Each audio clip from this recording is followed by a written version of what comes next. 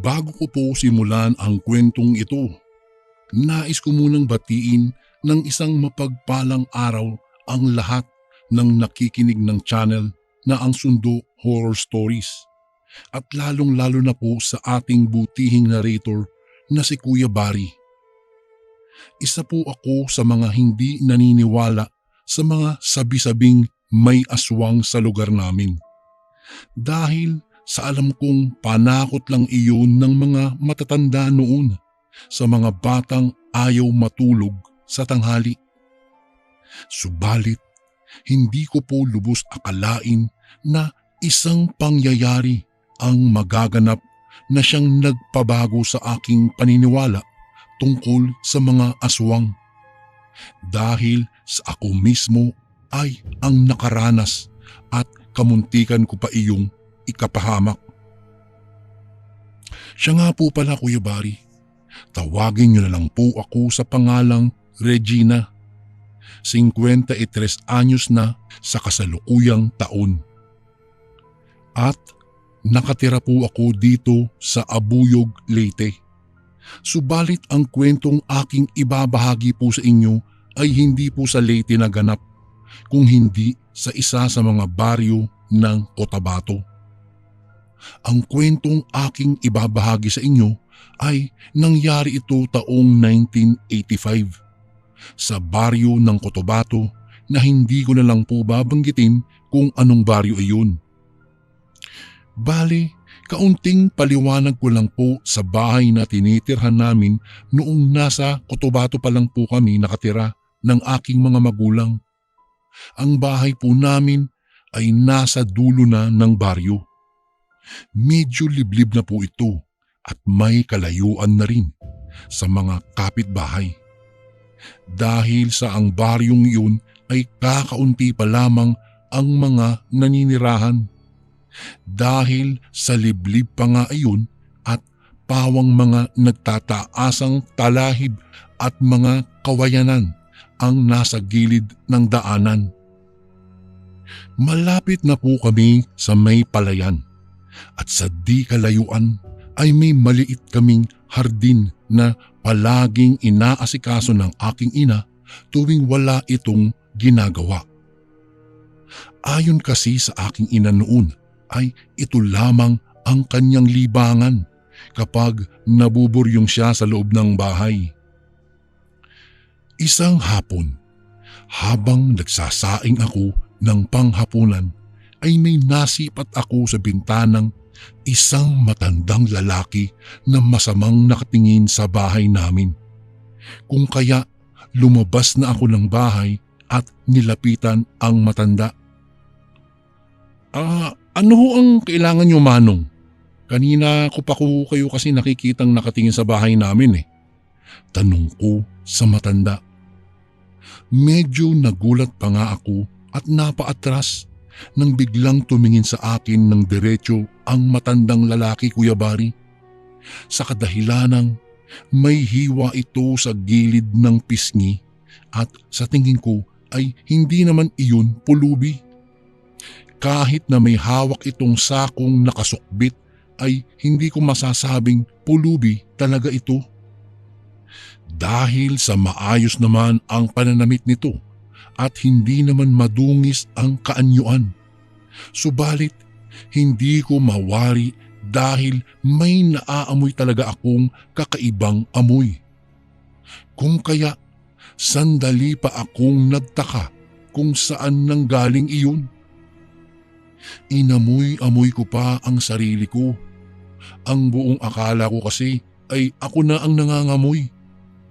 Ngunit sa puntong iyon, Kuya Barry, ay nakasisiguro akong hindi ako ang nangangamoy kung hindi nanggagaling iyon sa matandang lalaki. Manong, ano ho ba talaga ang kailangan nyo?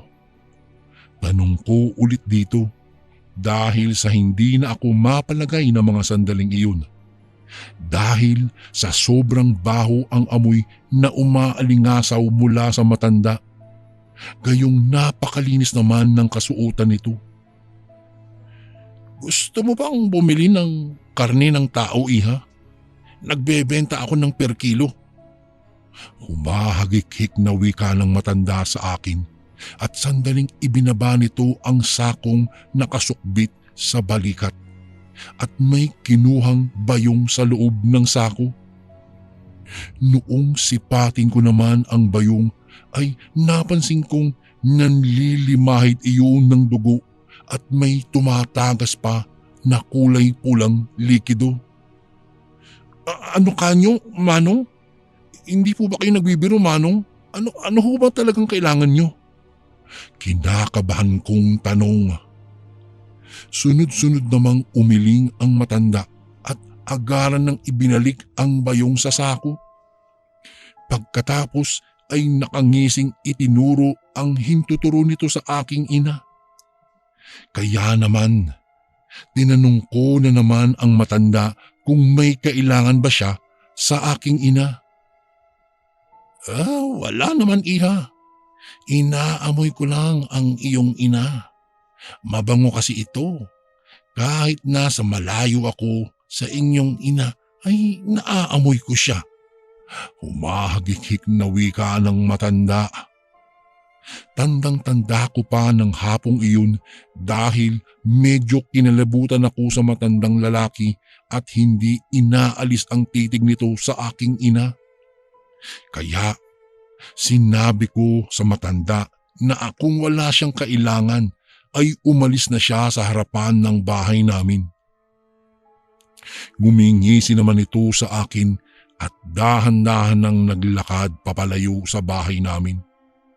Kung kaya pagkaalis ng matanda ay mabilis na akong pumasok sa loob ng bahay at sinabi ko sa aking ina na kasalukuyang nalalapit na ang kapanganakan nito. Bago ko po ipagpatuloy ang kwentong ito ay may request sana ako sa iyo, kasundo. Isang pindot lang ito, kasundo, sa subscribe button namin. Malaking tulong po ito sa amin, kasundo, upang mapagpatuloy pa namin ang mas marami pang magagandang kwento.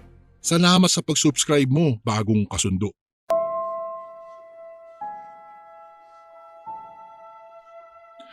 Ang tungkol doon sa matandang lalaking nagbebenta raw ng tao per kilo. Noong mga panahong iyon, Kuya Bari, ay wala pa sa isipan ko ang kababalaghan tungkol sa aswang at wala nga sa hinuha ko ang nilalang.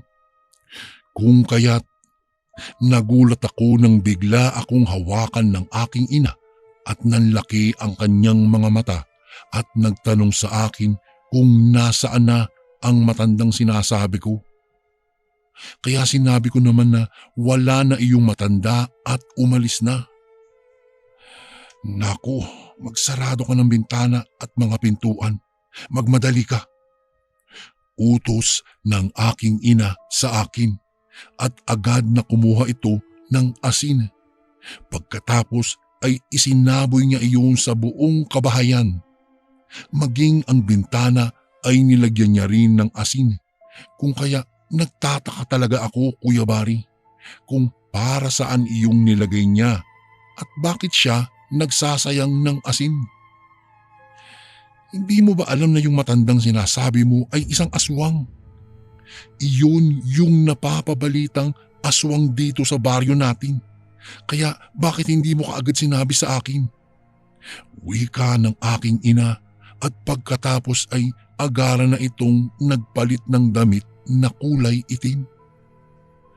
Diyos ko, ano na ang gagawin natin kung sakaling bumalik yun sa bahay? Hindi pa naman uuwi ngayon ang ama mo. Anya pa nang makalabas ng kwarto nila. Noong unay iniisip kong sumobra lang sa pagka-OA ang aking ina. Dahil wala naman talagang aswang at hindi iyon totoo. Kung bakit kaya tila natataranta ito nang marinig ang sinabi ko sa kanya tungkol sa matanda. Kinagabihan, biglang napahiyaw ang aking ina ng mga sandaling iyon dahil sa biglang sumakit daw ang kanyang tiyan at naninigas ito. Kung kaya't agarang kong inabot sa kanya ang langis na gawa sa nyug na walang mata at ipinahid naman niya iyon sa kanyang tiyan. Nay, ayos ka lang ba? Pag-aalala kong tanong sa kanya. Maluha-luha namang tumango ang aking ina sa akin dahil sa biglaang pagsakit ng kanyang tiyan at agad nang umayos sa pagkakahiga. Bakit kaya sumasakit ang tiyan mo, inay? Pag-aalalang sambit ko sa kanya at hindi ako umalis sa tabi ng aking ina.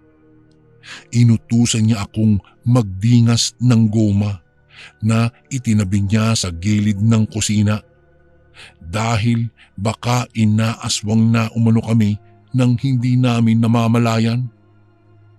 Agad naman akong sumunod sa utos niya at nagdingas na nga ako ng goma sa may kusina ng aming bahay.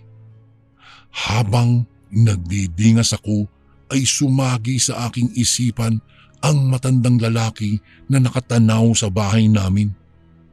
Kaya inilibot ko ang aking paningin sa buong paligid sa labas ng aming bahay. Baka kasi bumalik ang matanda at iyon ang naging dahilan kung bakit sumakit ang tiyan ng aking ina. Nang hindi ko makita ang matanda ay hindi ko na lang pinansin pa at ipinagpatuloy ko na lang ang ginagawa kong pagdidingas.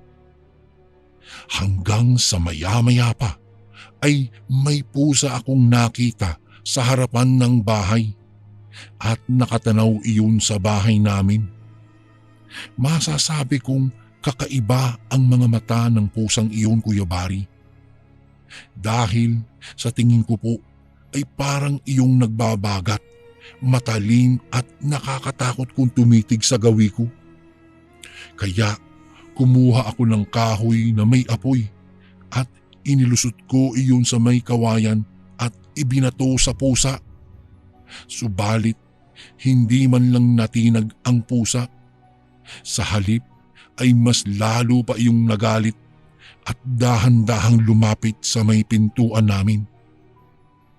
Kaya patakbo na akong pumunta sa kwarto ng aking ina habang naririnig ko ang mahihinang huni ng wakwak.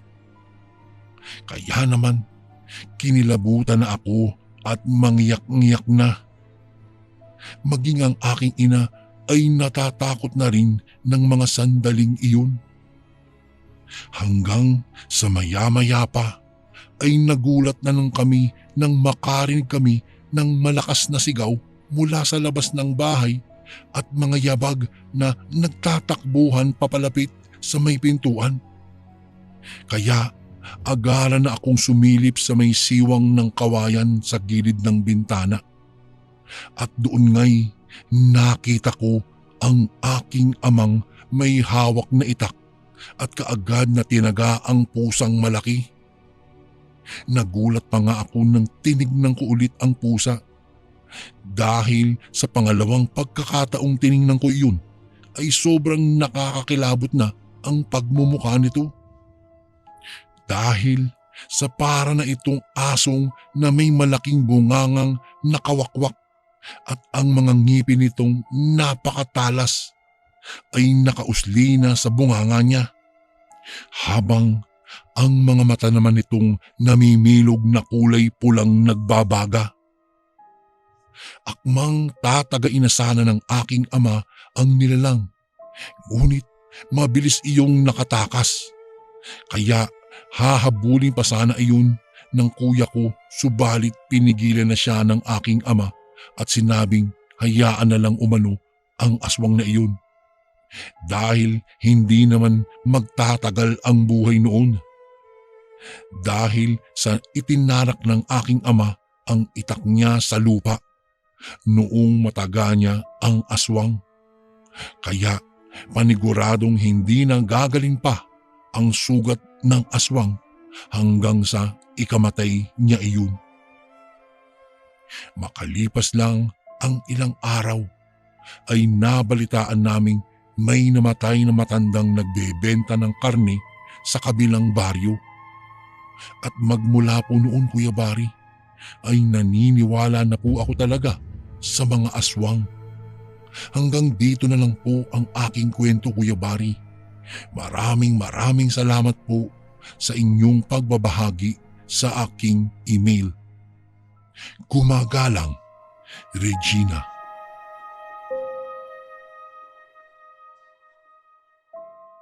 Bago ko po umpisahan ang kwentong aking ibabahagi sa inyo, nais ko lang po muna kayong batiin ng isang maganda at mapagpalang araw, mga kasundo. Lalong-lalo na sa ating butihing narrator na si Kuya Bari. Nais ko lamang pong ibahagi sa inyo ang karanasan ng aking tiyuhin tungkol sa isang aswang na ayon sa kanya'y magpasa hanggang ngayon ay tumatatak pa rin umano sa kanyang isipan at hinding-hindi na raw niya ito malilimutan pa ang pangyayaring iyon sa kanyang buhay. Siya nga po pala, Kuya Bari. Itago niyo na lang po sa pangalang Topi ang aking tiyuhin. 51 anyos sa kasalukuyan at nakatira dito sa Bulacan. Ako naman po ay tawagin niyo na lamang sa pangalang Lorraine. Bali, magkapit-bahay lang po kami ng aking tiyuhin at paminsan-minsan ay pumupunta po ako sa kanila. Kung kaya'y minsan niya na rin naikwento sa amin ang kanyang karanasan ng aking ama tungkol sa isang aswang. Nangyari po ang kanyang karanasang ito dekada 80 pa at tubong Mindanao po ang aking ama't si Tio Topi. At anya pa ay nakatira sila sa isang liblib na baryong malayo sa Kabihasnan at napalilibutan umano ang kanilang bahay ng naglalakihang punot, mga talahiban at sagingan. Isang araw, habang nagpuputol umano si Tio Topi ng kahoy, ay nakita niya ang kababaryo nilang si Mang Elmer na lumapit sa kanyang ama't narinig niyang nag-uusap ang mga itong mag-iinuman mamayang hapon. Kung kaya agaran silang natuwa ng aking ama ng mga sandaling iyon. Sa kadahilanang uutusan na naman silang dalawa na magkatay ng magiging pulutan ng mga ito. At kapag nagkaganoon ay paniguradong magiging masarap na naman ang kanilang uulamin. Kung hindi niyo po naitatanong, Kuya Bari, nakakatikim lang sila ng masarap na ulam kapag nakikipag-inuman ang kanilang ama sa matalik nitong kaibigang si Mang Elmer. Nagdadala kasi ng kakataying manok si Mang Elmer at iyon ang laging nagiging pulutan. At kapag nagkaganoon ay sila ang magkakatay at ang kanilang ina naman ang gagawa ng pulutan. Kalahati ng karni ng manok ay uulamin nila at nilalagyan na lang ng papaya ng kanilang ina. Upang mas lalong dumami pa nang sa ganoon ay magkasya sa kanilang mag-anak. Noong sumapit na ang dapit hapon, ay nakita ni Tio Topi ang mga kaibigan ng kanilang ama na naglalakad na papunta sa kanilang bahay. May mga bitbit ang mga itong alak at si Mang Elmer naman ay may dalang manok na inahin. Lahat ng mga kaibigan ng kanilang ama ay kilala ni Tio. Subalit sa pagkakataong iyon ay may isang kasamahan si Mang Elmer na hindi namukhaan ni Tio. Dahil ayon sa kanya ay bagong mukha lamang iyon sa kanilang baryo. Nang makalapit naman ang mga ito, ay agaran ng pinapasok ng kanilang ama at si Tio naman ay inutusang katayin ang manok na dala ni Mang Elmer. Akmang Kukunin na sana ni Tiyo ang manok nang bigla na lamang itong kinuha ng lalaking nagpakilalang kamag-anak ni Mang Elmer at nagwikang siya na umano ang magkakatay ng manok. Dahil gagawin umano niyang karning kinilaw iyon. Matapos ngang kunin sa kanya ang manok ay kaagad nang inasikaso iyon ng lalaki. Kaya naman matamang nanunood lamang ang aking tiyuhin dito. Ilang sandali pa ay inumpisahan ng katayin ng lalaki ang manok, kung kaya sandaling umalis ang aking tiyuhin. Inutusan kasi siya ng kanyang ama na kumuha ng pangsahog para sa gagawing kinilaw sa karning gagawin ng lalaki.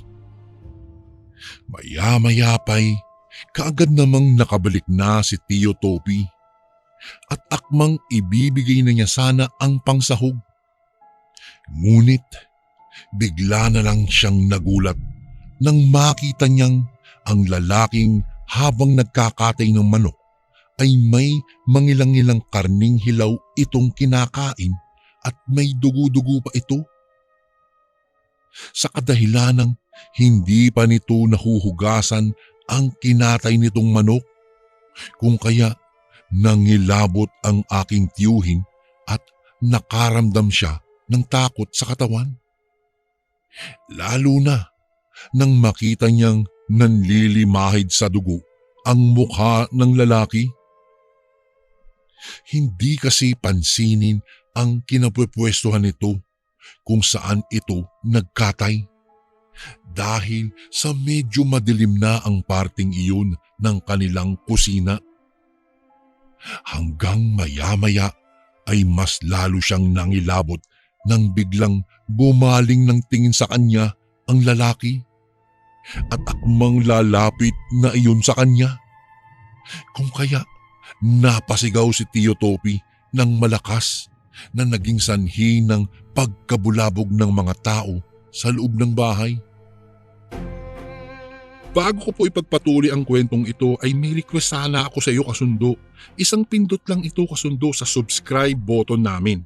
Malaking tulong po ito sa amin kasundo upang mapagpatuloy pa namin ang mas marami pang magagandang kwento. Salamat sa pag-subscribe mo, bagong kasundo.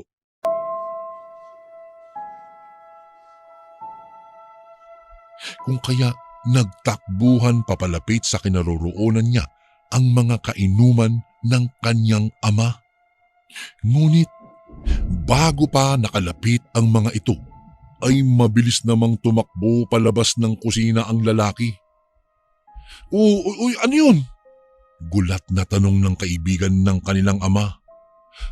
Tatay, aswang iyong kamag-anak ni Mang Elmer. Bulalas ni Tiyo. Akara namang namutla si Mang Elmer dahil maging siya umano ay hindi niya alam na aswang ang kanyang kamag-anak. Patakbo namang lumabas ng bahay ang kanilang ama't maging si Tiyo at ang aking ama ay sumunod na rin dito. At kaagad na hinanap ang lalaki sa likuran ng kanilang bahay. Hindi pa nakakalayo yun, hanapin niyo. Utos ni Mang Elmer at galit na galit itong hinalughog ang talahiban sa likuran ng bahay nila Tiyo kung saan tumakbo ang aswang. Sa kadahilanang maging siya ay niloko umano ng kanyang kamag-anak. Maya-maya pa, nagulat na lang sila nang biglang nakarinig sila ng huni ng wakwak. Noong una ay hindi pinansin ni Tiyo ang kanyang naririnig at inakalang ibon lang iyon umano. Hanggang sa pahina na ng pahina ang tunog ng wakwak na animoy papunta na sa direksyon nila. Kuya, ang lapit naman ng ibon na iyon at ang lakas ng tunog. Tingin mo, anong klaseng ibon yun? Tanong ni Tiyo sa aking ama. Topper, hindi ibon yun. Aswang iyon. tugon ng aking ama. Natatakot man umano si Tiyo ay nanahimik na lamang raw siya at nagmadali ng maglakad upang makalapit sila sa kanilang amang tumulong sa paghahanap ng aswang. Anya pa, nag-umpisa na raw siyang makaramdam ng takot noon sa kadahilanang habang pabilis kasi ng pabilis ang lakad nila ay pahina ng pahina naman ang huni ng wakwak na para bang bumubulong na lang iyon sa kanilang tenga. Tay, sandali po, hintayin niyo po kami. Wika ni Tiyo at kaagad na humabol sa kanilang ama. Noong tumakbo na umano si Tiyo Topi ay hindi sinasadyang napatingin siya sa likurang bahagi sa may talahiban. Nang bigla niyang makita ang isang lalaking namumula ang mga matang nagbabaga at sa tingin niya'y wala umano iyong saplot sa katawan ng kahit ano. Habang kumikintab naman ang balat nito na akala mo'y naliligo sa grasa o kaya'y langis.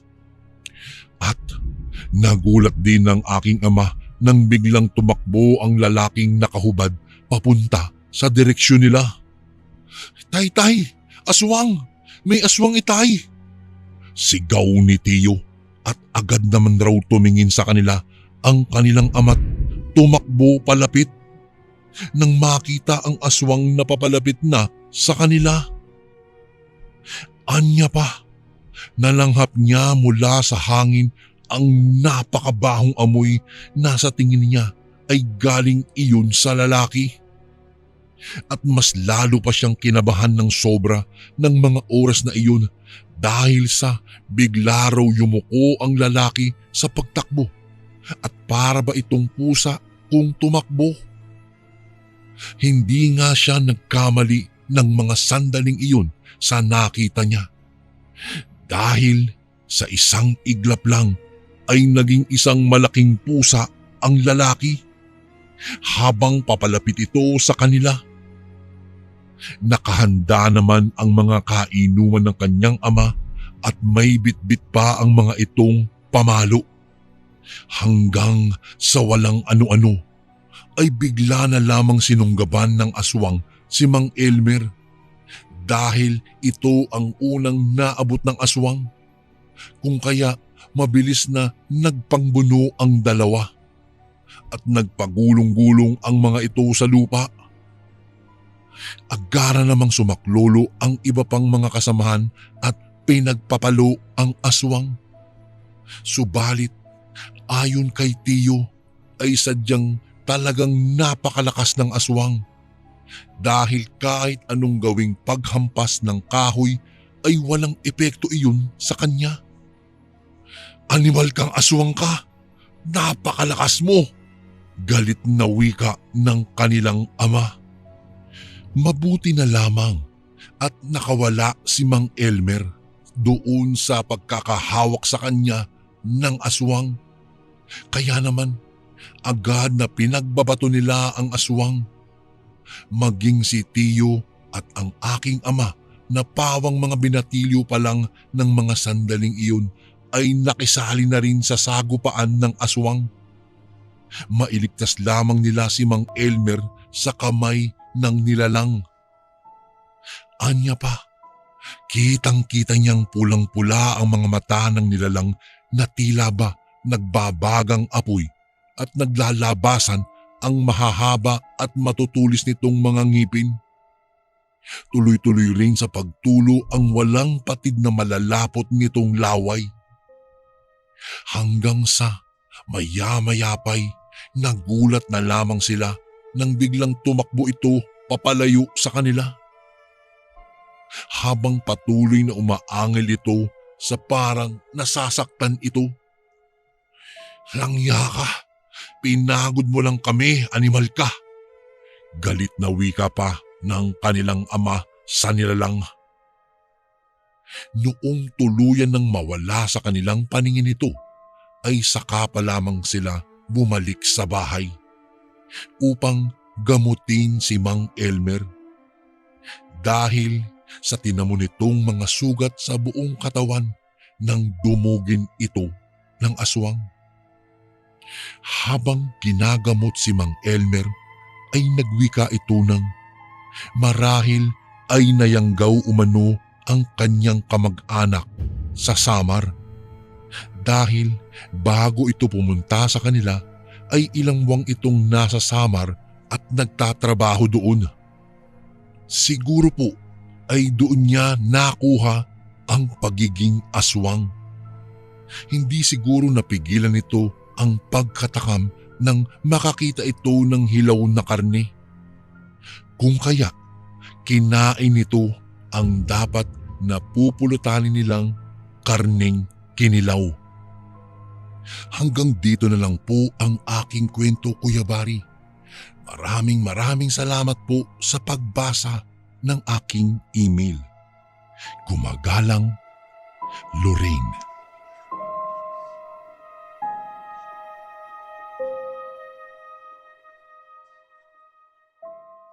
Isang mapagpalang araw po sa inyo, Kuya Bari. Ako po pala si Faye.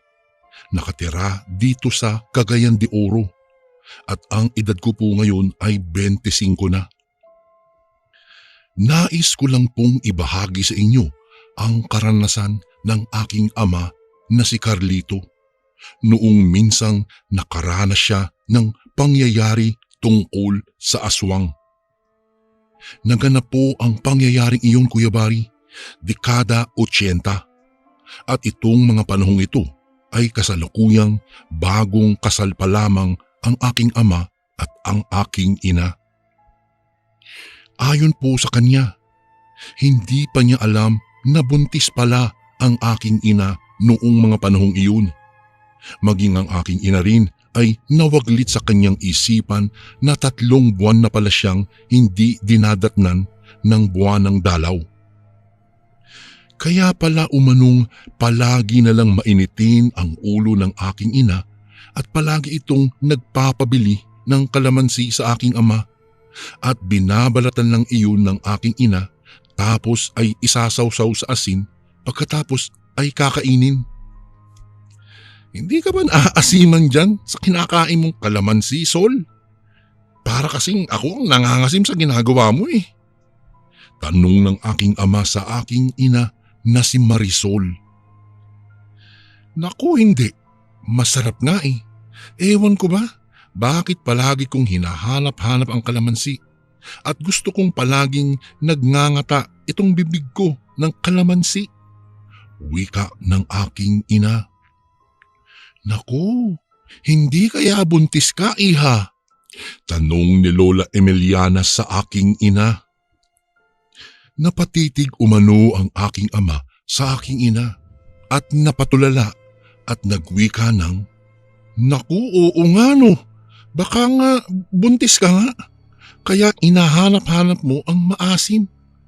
Bulalas ng aking ama at halata sa kanyang mukha ang sayang nararamdaman. Sandaling nag-isip ang aking ina at doon niya napagtantong ilang buwan na nga pala siyang hindi dinadatnan. Dahil sa narinig ng aking ama, Kuya Bari, ay mas lalo pa itong natuwa. Dahil sa wakas ay nagbuntis rin ang aking ina. Magmula nga noon ay palagi nang tinatanong ng aking ama kung ano ang gustong pasalubong ng aking ina tuwing dadaan siya sa palengke pagkalabas niya sa pinapasukan niyang trabaho. Ang palagi namang hinihingi sa kanya ng aking ina ay karning baboy dahil gustong-gusto ng aking ina na magluto ng pritong karni ng baboy. Kaya naman tuwing umuuwi siya galing sa trabaho ay iyon ang palagi niyang pasalubong sapagkat iyon umano ang pinaglihi ng aking ina ng mga panahong iyon. Isang hapon, pagkalabas niya galing sa trabaho ay wala na siyang naabutang karne ng baboy. Kung kaya naglibot-libot pa ang aking ama sa ibang palengke para maghanap ng karne ng baboy. Subalit wala talaga siyang mahagilap o makita. Kung kaya lulugo-lugo siyang umuwi ng bahay sapagkat kalamansi lang ang kanyang nabili at hindi niya nabilhan ng paboritong ulam ang aking ina. Palagi niya kasing binibilhan ito kahit pa kalakalahating kilo lang ng karne ng baboy para may uulamin ito.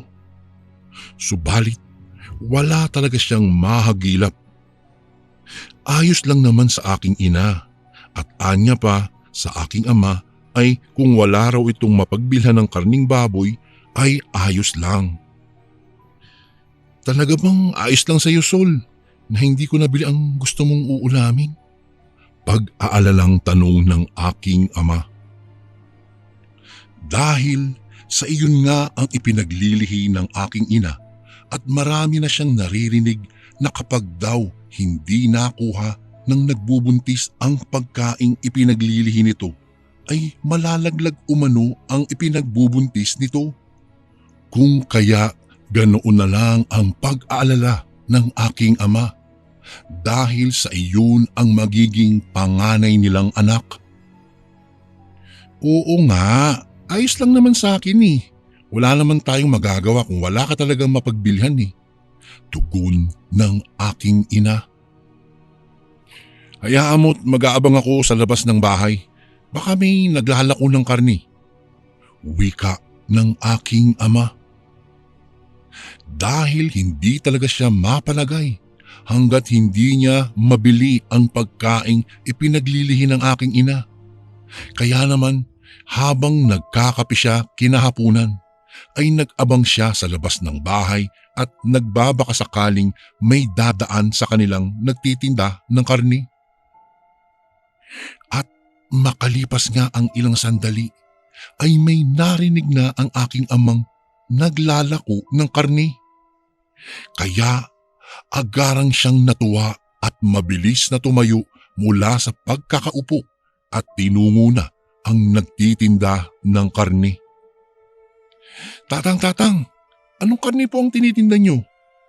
Pasigaw na tanong ng aking ama sa tindero. Ari bang aking nilalako? Karning baboy iho, bibili ka ba? Tanong naman ng matanda. Ay salamat naman at may mabibilhan na ako ng karne ng baboy. Pabili nga po ako, tatang. Masayang wika ng aking ama. Pinagbigyan naman siya ng matanda kung kaya masayang-masaya siyang bumalik sa bahay at sinabi sa aking ina na nabili niya ang paborito nitong pagkain. Naku, ikaw talaga no, nag-abala ka pa. Wika ng aking ina. Ay naku, ayos lang yun. Para naman ito sa baby natin eh. Walang pagsidla ng sayang nararamdaman ng aking ama noong hapon na iyon dahil sa nabili niya ang gusto ng aking ina. Bago ko po ipagpatuloy ang kwentong ito ay may request sana ako sa iyo, kasundo. Isang pindot lang ito, kasundo, sa subscribe button namin. Malaking tulong po ito sa amin, kasundo, upang mapagpatuloy pa namin ang mas marami pang magagandang kwento. Salamat sa pag-subscribe mo, bagong kasundo.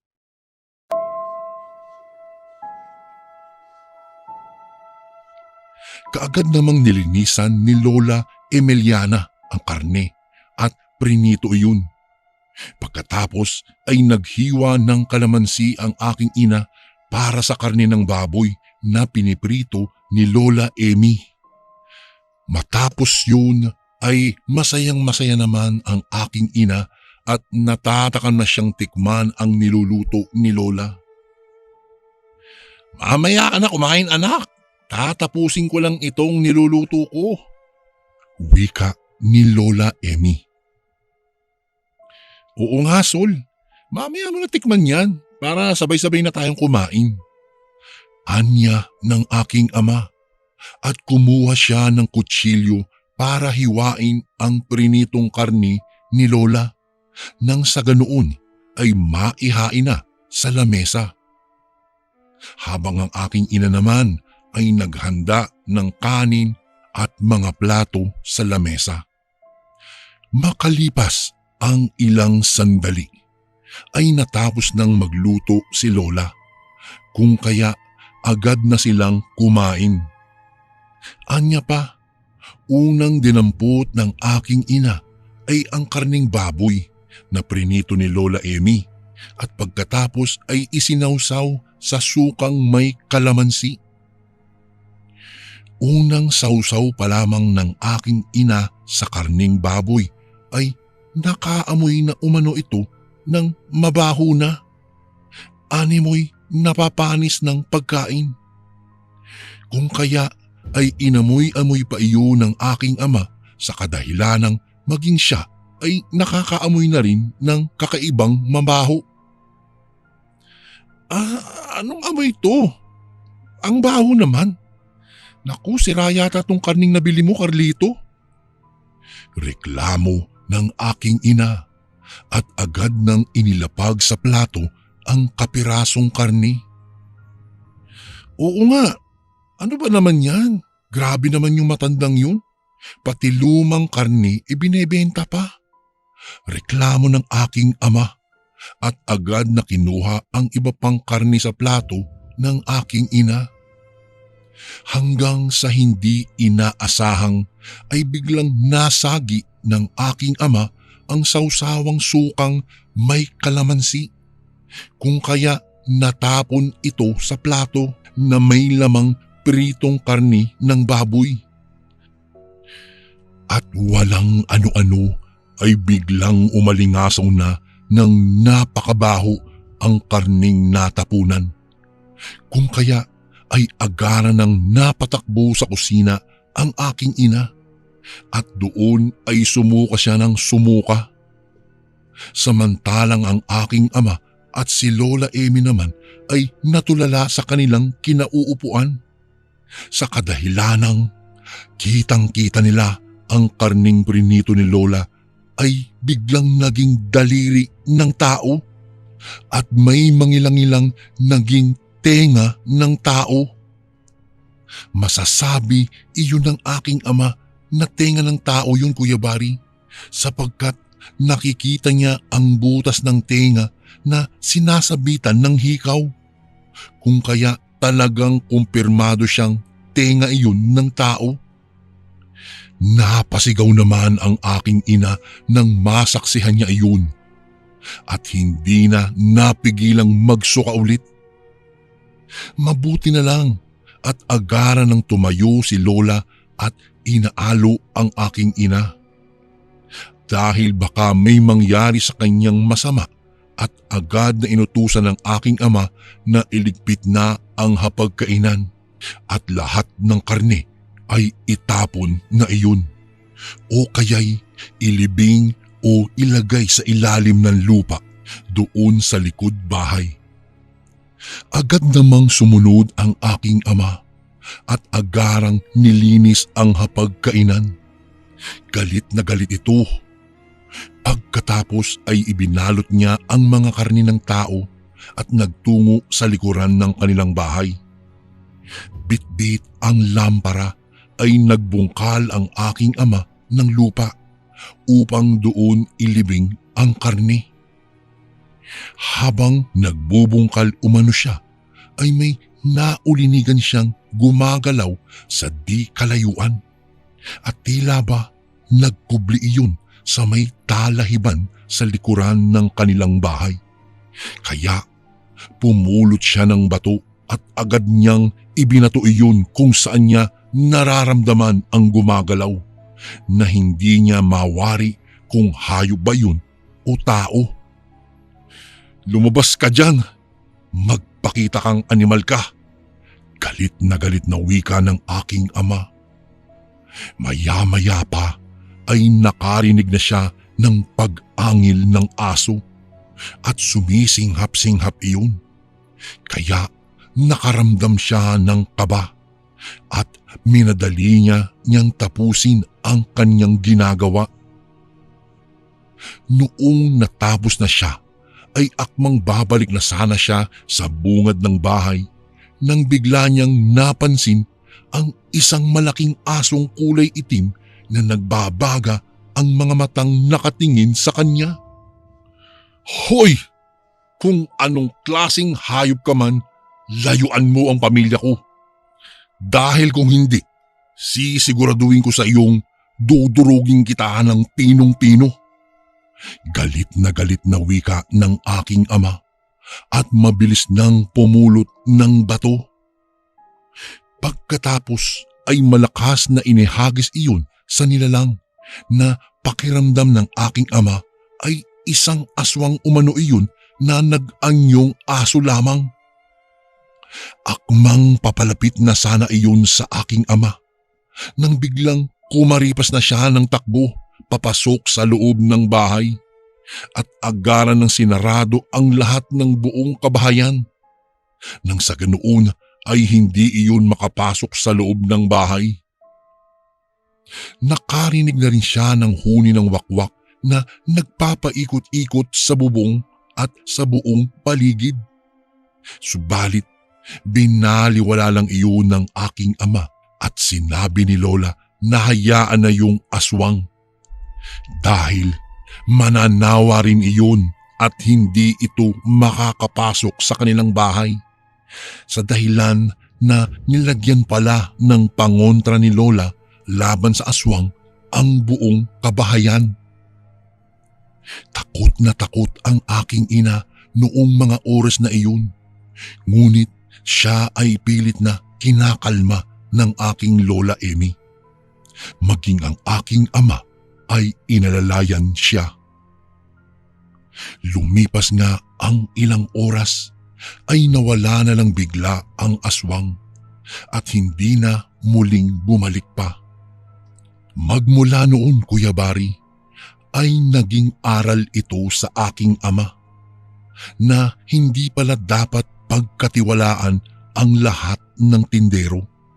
At ayon pa sa aking Lola Emmy, ay mas mabuti daw na bumili ng karni doon sa mga kakilala lamang.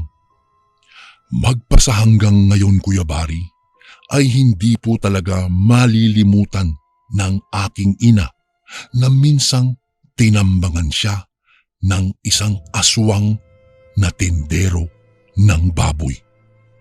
Hanggang dito na lang po ang aking kwento. Maraming salamat po. Gumagalang, Faye. And again, maraming salamat po mga kasundo. Don't forget to subscribe and i-click nyo lang po yung bell na button para updated po kayo sa mga upcoming videos namin na paparating. Maraming salamat po ulit. God bless and ingat po lagi dyan. Ito po si Kuya Bari at ako ang Sundo.